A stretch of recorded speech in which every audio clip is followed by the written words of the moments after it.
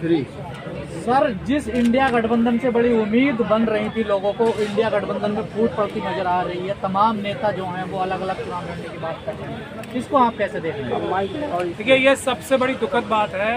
हमने तो बहुत पहले से रिक्वेस्ट कर रखी है सभी हमारी पॉलिटिकल पार्टी से, जिनसे हम इत्तेफाक रखते भी हैं और नहीं भी रखते, लेकिन जो आरएसएस और बीजेपी के खिलाफ है, कि ये समय अपना दिल बड़ा करने का है। अगर किसी को कुछ कम सीटें भी मिल रही हैं, अगर किसी को कुछ कॉम्प्रोमाइज़ भी करना पड़ रहा है, तो कम से कम देशभक्ति का सबूत दें, देश बचेगा। ये लोग आरएसएस और बीजेपी के लोग देश खत्म कर देंगे, संविधान खत्म कर देंगे, ये सब कुछ तबाह और बर्बाद कर देंगे, ये चाइना और पाकिस्तान के हाथ देश बेच देंगे। तो इस वक्त अपनी किसी की कम सीट आ जाए, ज़्यादा आ जाए, जब आरएसएस और बीजेपी बाहर हो जाएगी, इनसे आज़ादी मिल जाएगी देश को, संविधान से देश चलने लगेगा, तो कुछ साल रुक के अपनी सीटें ज़्यादा मांग सकते हैं, अपने अपने दोबारा चुनाव लड़ सकते हैं, ज़्यादा बड़े पावरफुल बन सकते हैं। लेकिन अगर 2024 में आरएसएस और बीजेपी को नहीं रोका गया तो फिर चुनाव ही नहीं होंगे, फिर तो चुनाव ही नहीं होंगे ना। फिर तो मोदी जी ये कह देंगे, अगर देखिए ईवीएम के माध्यम से हम 5 तारीख को 4 बजे पटियाला हाउस के गेट से एक बड़ा प्रदर्शन कर रहे हैं, इलेक्शन कमीशन के को हम एक बड़ा डेलीगेशन लेके जा रहे हैं मिलने, तो ईवीएम को रोकने के लिए, और हम ये कह रहे हैं कि 50 ईवीएम हमें दे दो, हम हैक करके दिखा देंगे दुनिया के सामने। तो जब ये हालात आ चुके हैं, आपको मेरे बारे में तो सबको पता है ना, मुझे अमित शाह जी ने मरवाने की कोशिश की, उससे पहले भी बहुत सारे लोगों ने मरवाने की कोशिश की, मेरे ऑफिस में रेड डाली, मुझे कभी हाथ जोड़ते देखा है? मैं हाथ जोड़ के निवेदन कर रहा हूँ, ये हाथ किसी के आगे नहीं जुड़े हैं कभी भी, चाहे मेरी जान खतरे में हो या कुछ भी हो। मैं गठबंधन के हर एक नेता से हाथ जोड़ के निवेदन कर रहा हूँ, इस वक्त आप मेहरबानी करके हम अम्बेडकरवादियों की बात सुन लो, संविधान बचा लो, सीटें आपकी बाद में और ज्यादा आ जाएंगी। अगर ये आरएसएस और बीजेपी हट गई तो हम सब बच जाएंगे, देश बच जाएगा, वरना हम लोगों को देश बचाने के लिए अपनी जानें कुर्बान करनी पड़ेंगी। तो क्या कांग्रेस मैनेज नहीं कर पा रही क्या इंडिया गठबंधन के जो छोटे छोटे दल हैं उनको सही? देखिए, यही बात है ना, कांग्रेस पार्टी को आपने सवाल भी ऐसा पूछा, कांग्रेस क्यों मैनेज करने वाली हो और कांग्रेस क्यों मैनेज करे? क्योंकि बड़ा दल है। नहीं, बड़ा दल है, बड़ा छोटा इस वक्त नहीं मानना पड़ेगा ना, इस वक्त संविधान का आर्टिकल 14 मानना पड़ेगा। जो भी दल है इस वक्त बड़ा है, एक एक व्यक्ति, एक एक पार्टी महत्वपूर्ण है, कुछ दे दें, सिर्फ ये चेक कर लें हर एक के अंदर कि वो अम्बेडकरवादी है या नहीं है, संविधानवादी है या नहीं है, बस इतनी बात देख के कोई भी जीत जाएगा जो जेन्युइन संविधानवादी होगा। वो आरएसएस और बीजेपी को तो रोक लेगा ना, कम से कम कोई दिक्कत नहीं है, कोई परेशानी नहीं है। पद आते जाते हैं, ये सभी लोग इतने बड़े बड़े पदों पर रह चुके हैं। ये जो आज सरकार में है, उन्होंने तो अपने खुद के नेताओं का वो हाल कर दिया जो शायद अपने किसी पालतू जानवर का भी नहीं करता। ये जो गुजरात के मनुवादी मानसिकता के लोग आ गए, उन्होंने तो अपने बड़े बड़े लीडर्स का ये हाल कर दिया। कोई नहीं बचेगा, ये आप लोग बात समझ लें। मेरे जैसा व्यक्ति हाथ जोड़ के जब निवेदन कर रहा है, जो किसी के आगे कभी नहीं झुकता, मरना पसंद करता है, तो आप समझ लें संविधान की खातिर हम सब निवेदन कर रहे हैं, सब अम्बेडकरवादी जो हम लोग सड़कों पे लड़ रहे हैं, इतने हजारों लाखों लोग, वो निवेदन कर रहे हैं आप लोगों से, कुछ भी हो जाए आपस में आपको एकता बना के रखें। तो क्या डर रहे हैं क्या ये पार्टियां, डर रही हैं क्या? अगर डर भी रहे हैं, वैसे तो मैं नहीं मानता कि इतने बड़े बड़े नेता हैं, मेंबर ऑफ पार्लियामेंट हैं, मंत्री रहे हैं, सब लोग कैबिनेट मिनिस्टर्स हैं, इतनी बड़ी बड़ी पार्टियां हैं कि वो डरेंगे। हाँ, डराने की कोशिश हो रही है, लेकिन एक्चुअल डर तो 2024 के बाद आएगा ना, जब कोई अदालत नहीं चलेगी, जब पुलिस स्टेशंस में न्याय होगा। एसएचओ उस इलाके के लोगों को फांसी पे चढ़ाएंगे और एसएचओ ही आदेश के ऊपर अपने राजनीतिक आकाओं के बेसिस पे किसी को भी उठा के जेल में बंद करेंगे। अदालतें भी कोई काम नहीं कर पाएंगी अगर संविधान नहीं रहा, तो ये बात आपको समझ लेनी। लेकिन पिछले कुछ दिनों से देखने को मिल रहा, कांग्रेस बसपा के लिए बड़ा फोकस कर रही है, बार बार अपील कर रही है कि बसपा गठबंधन में आए।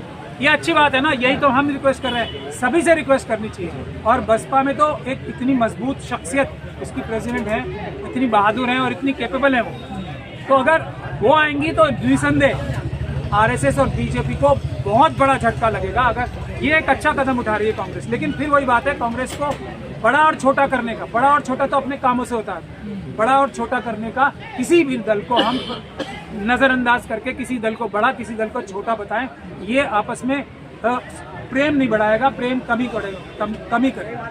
लेकिन कांग्रेस बसपा की वकालत कर रही है और सपा कह रही है अगर बसपा गठबंधन में आती तो हम बाहर हो जाएंगे।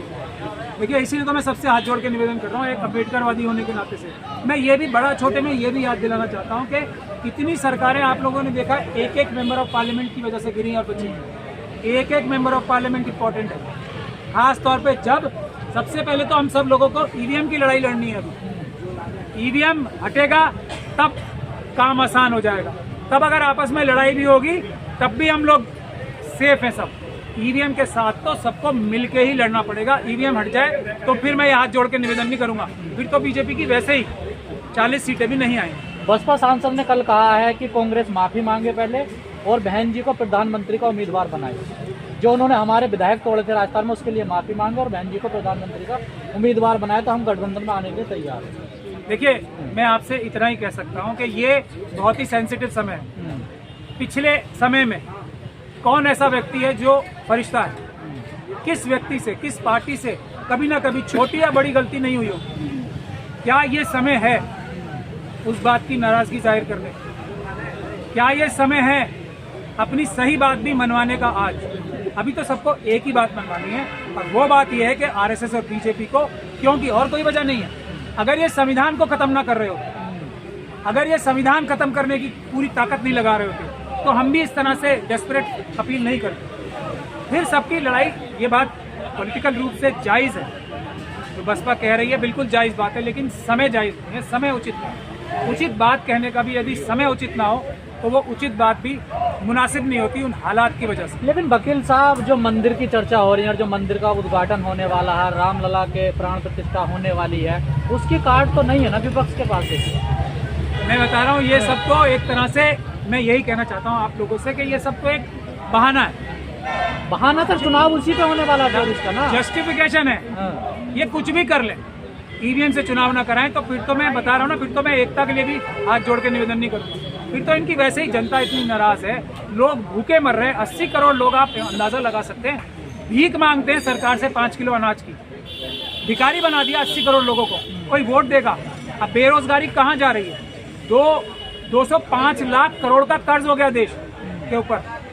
मतलब कोई अग्निवीर, अभी ये जो फिलिस्तीन और इजराइल की जंग हो रही है ना, आपने अग्निवीर ही लड़ रहे हैं वहां पे।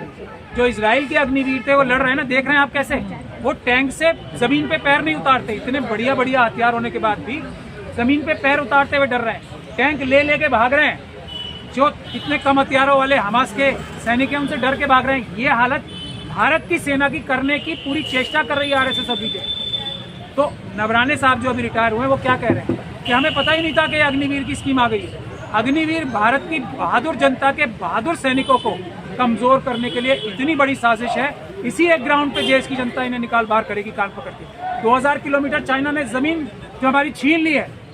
आज मैं एक वो देख रहा था, कोई सोशल मीडिया पे आ रहा था कि जो मेजर शैतान सिंह थे, जो चौकी उन्होंने अपने सैकड़ों साथियों की जान गंवा के बचाई थी 1962 में, वो दे दिए चाइना को बिना युद्ध के।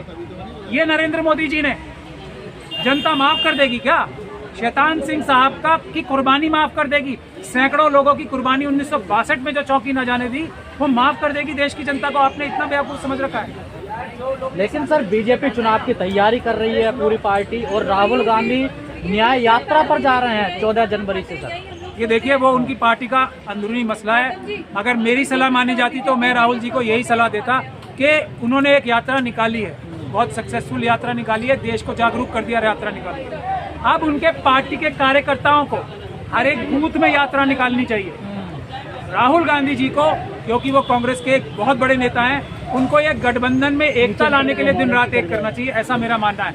उनको जगह जगह गठबंधन के सारे बड़े बड़े चेहरों को ले जाके रैलीज करनी चाहिए, ऐसा मेरा मानना है। यात्रा वो स्वयं करेंगे तो मुझे नहीं समझ में आता उससे क्या होगा, बल्कि उससे ये नुकसान होगा कि गठबंधन के लोगों को जो एक करने में वो रोल प्ले कर सकते हैं, जो नौजवानों में ऊर्जा बनाने के लिए वो देश के सारे हिस्सों में यात्रा करने के बजाय अगर रैलीज करके बैठ के लोगों के साथ इंटरेक्ट करके जो वो ऊर्जा बढ़ सकते हैं, यात्रा करने से वो बंध जाएंगे, एक शेड्यूल में बन जाएंगे।